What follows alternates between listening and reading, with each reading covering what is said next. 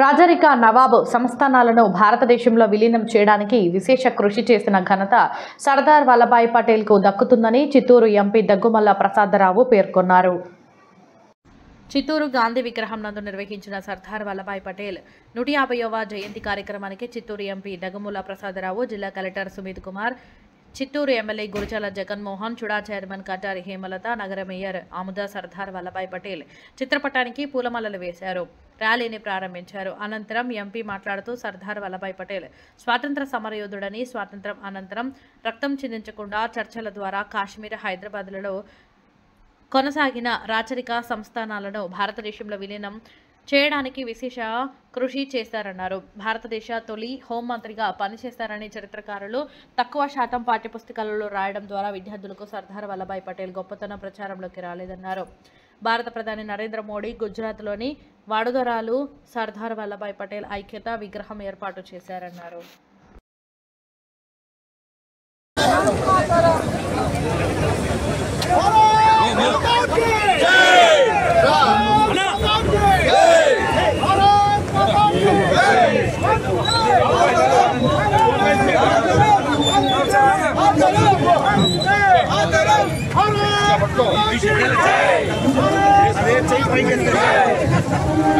बोलो भारत माता की, बोलो भारत माता की।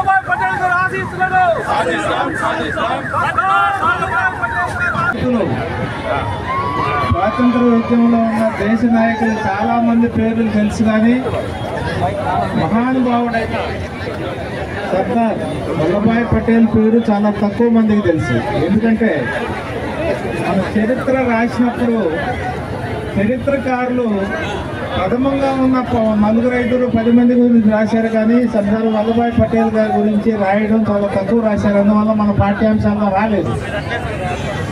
చాలా మందికి సర్దార్ వల్లభాయ్ పటేల్ పేరు తెలుసు, కానీ ఆయన ఏం చేశాడు, ఈ దేశానికి ఆయన చేసిన మంచి పనులు ఏంటో తెలియలేదు. ఆయన స్వాతంత్ర సమరయోధుడే కాదు, అందరితో పాటు స్వాతంత్ర సమరయోధుడు.